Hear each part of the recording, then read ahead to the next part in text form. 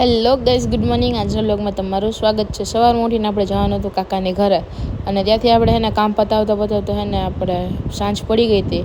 એટલે પછી જો આપણે કોલ્ડ કોફી પીવાનું મન થયું એટલે આપણે ગ્લાસમાં નાખી દીધો બરફ, અને હવે એને એમાં આપણે દૂધ નાખશું. પણ દૂધ એવી રીતે ઢોરાણું ને તેમ જ કે કોફી પીવી જ નથી. પછી મેં કીધું ના લાવો, મમ્મીને પીવી છે ને તો આપણે બનાવી જ નાખીએ. એટલે માથે જો આપણે કોફી નાખી દીધી 2 ગ્લાસમાં એકદમ મસ્ત. એટલે એને મમ્મીને એમ થાય ને કે ના ભાઈ કોફી સારી નથી બની એમ. એટલે આપણે પછી કોફી પી લીધી, અને પછી એને સાંજે આપણે જવાનું હતું એક ફ્રેન્ડની ઘરે. અને ત્યાં પહોંચીને પછી મેં જોયું ને તો આ જો સોફી હે ને મારાથી રીસાઈ ગઈ હતી, આપણી સામું નહોતી જોતી. એટલે આપણે એને મનાવવાની એને બહુ કોશિશ કરી, તો એને છેલ્લે સામું જ ન જોયું. પછી મેં એને જો પરાણે કીધું સામું જો.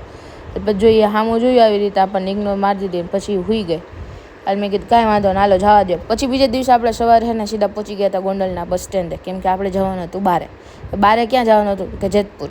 આપણે પછી સીધા જેતપુર પહોંચી ગયા, અને ત્યાં છે ને આપણને એને આપણા બેન તેડવા આવી ગયા હતા. એટલે મેં કીધું હા ચાલો, એટલી તો શાંતિ.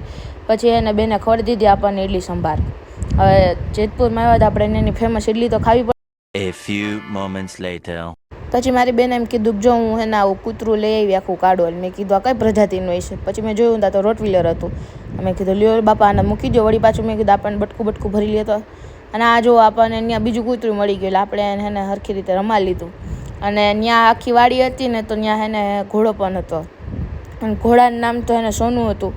એટલે આપણે એને રમાડ્યા, પણ આ ઘોડોને થોડુંક બહુ અકોણું હતું. મારું મન એમ થયું કે આપણે એને હજી 1-2 ઘોડાને એને જોવા જાય. એટલે આપણે એને જો બીજા ઘોડાને એને મળવા હાટું એને વયા ગયા. એટલે મેં કીધું હાલો આપણે એને જુનાગઢ એને બીજા ઘોડા ને ત્યાં આપણે એને મળતા આવી. એટલે જો આ એક એને ઘોડી હતી ને એ બિચારી પ્રેગ્નેન્ટ હતી. એટલે એની આંખમાં જ આપણને એને ખબર પડી જતી કે એના પગમાં એક તો ઇન્જરી થઈ ગઈ હતી ને, એટલે એના બહુ આમ હટ થતું હતું. એટલે તો એમ એને જો વાલ કરીને એને હરખી રીતે એને રમાડી.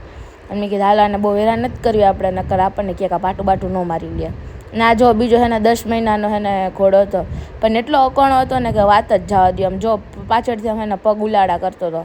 અને મેં કીધું આને એને આપણે કંઈ બોલાવાય જ ને, કેટલો ખારો થાય. હાલો તે મળીશું કાંઈ બીજા લોક સાથે. ત્યાં સુધી તમે બધા લાઈક કરો, શેર કરો, કમેન્ટ કરો, ફોલો કરો. બાય.